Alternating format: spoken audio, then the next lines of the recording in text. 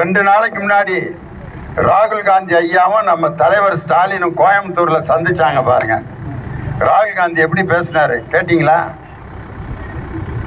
Dear Tamil people, I love Tamilians, I love Tamil culture, I bow my head to the Tamil language and Tamil people.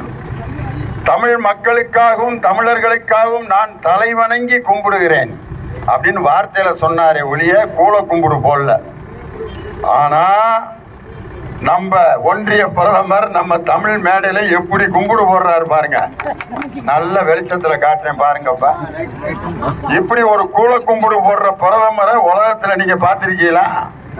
Jawaharlal நேருவை இது மாதிரி கும்பிடு போட்டு பாத்திருக்கீங்களா? VP Singh கும்பிட்டு இருக்காரா? நரசிம்ம ராவ் கும்பிட்டு இருக்காரா? அல்லது இவருடைய குருநாதர் வாஜ்பாய் ஐயாவாது இப்படி ஒரு கும்பிடு போட்டிருக்காரா? ஏன் ஒரு மனுஷன் கூல கும்பிடு போடுறாருன்னா அங்க சரக்கு இல்ல, ஜனங்களுக்கு எதுவுமே செய்யல. மோடிங்கிறது வேற, அவர் பிரதமர் கிடையாது.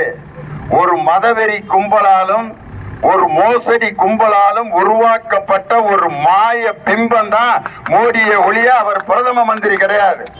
அவர் மாய பிம்பம், ஒரு மாய தோற்றம். அப்படின்னு பேசிட்டு ஒண்ணுமே செய்யாம ஓட்டிட்டார்.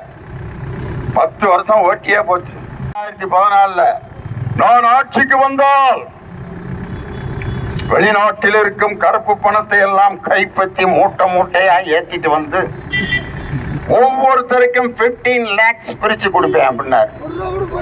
1 ரூபா ஐயா, 15 லட்சம் வேணாம் ஐயா, 5 ரூபா போட்டிருந்தா கூட நாங்க உங்களை நம்புவோம். அந்த நம்பிக்கை இல்லாத ஒரு மனிதன் யாருன்னா அவர் தான் நரேந்திர மோடி.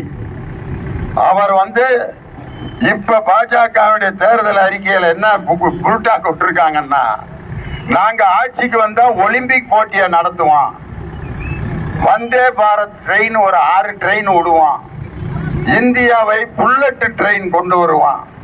இதெல்லாம் நாட்டுக்கு ரொம்ப முக்கியமா? விவசாயிகளுக்கு அவங்க விளைவிக்கிற பொருளுக்கு உண்மையான ஆதார விலைய நான் கொடுத்து விவசாயிகளுடைய வருமானத்தை 2 மடங்கா பெருக்குவேன் அப்படின்னு சொன்னீங்கன்னா நீ உண்மையிலே பிரதமர். புல்லட் ட்ரெயின் விடுவேன், ஒலிம்பிக் போட்டியை நடத்துவேன் அப்படின்னு இன்னைக்கு நம்மகிட்ட பொய்களையும் பித்தலாட்டங்களையும் சொல்லி ஏமாற்றி கொண்டிருக்கிறார். அவரு கூட பஜனை பாடிட்டு இருந்தாரு நம்ம முன்னாள் முதலமைச்சர் ஐயா எடப்பாடி பழனிசாமி. ஐயோ ஐயோ, அவர் இப்ப யாரை எதிர்த்து தேர்தலில் நிக்கிறாருன்னு கண்டுபிடிக்க முடியல. அவருக்கே தெரியல. அண்ணே, நீங்க மோடியை எதிர்த்து நிக்கிறீங்களா இல்ல இந்தியா கூட்டணியை எதிர்த்து நிக்கிறீங்களான்னா அது போய்கிட்டு இருக்கான். தமிழர்களின் உரிமையை மீட்க போகிறோம். யார்கிட்ட போய் மீட்க போறீங்க? இதுல விளம்பரம், ஒற்றை விரலால் வாங்கி அடிப்போம். அண்ணே, ஒரு விரல்ல அடிச்சா வலிக்காதுண்ணே.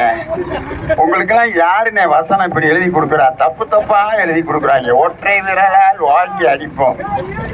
ஒற்றை விரலால் அடிச்சா வலிக்காது. காரணம், அவருக்கு கரெக்டா தான் டயலாக் எழுதியிருக்கான். இந்த ஒரு விரல் தான் இப்ப அவர் கையில இருக்கு. மீதி 4 விரலும் எங்க அம்மா ஜெயலலிதா அம்மையார், நடுவிரல் அவங்க முதல்வர் ஆக்கின சசிகலா அம்மா, இந்த மோதிர விரல் ஓ பன்னீர்செல்வம் 11 எம்எல்ஏவோட சப்போர்ட் பண்ணி ஆட்சியை நிப்பாட்டினாரு. இப்ப அவரு ராமநாதபுரத்துல பலாப்பழம் வந்துகிட்டு இருக்காரு. இந்த கடைசி சுண்டு விரல் பாரதிய ஜனதா கடைசி ஆதரவு கொடுத்துச்சு, அதுவும் போச்சு. இன்னைக்கு பாத்தீங்கன்னா இந்த ஒரு விரல் தான் அவர் கையில இருக்கு. இந்த ஒரு விரலை வச்சுட்டு தலைய சொரியலாம், காது குடையலாம், சரக்கடிச்சிட்டு ஊறுகாய தொட்டு நக்கலாம். ஒரு வேலை இந்த ஒரு விரல்ல செய்ய முடியாது. இந்த பஸ் போகுது, அருமையான ஊரு பஸ்ஸுக்கு போகுது, திருச்சி அப்படின்னு போட்டு போகுது, சேந்தமங்கலம் அப்படின்னு போர்டு போட்டு பஸ் போகுது. இதுல நீங்க ஏறி போனீங்கன்னா சேந்தமங்கலம் போகலாம், திருச்சி போகலாம், நாமக்கல் போகலாம். போர்டே இல்லாத ஒரு பஸ் டிரைவர் ஓட்டிட்டு வர்றாரு.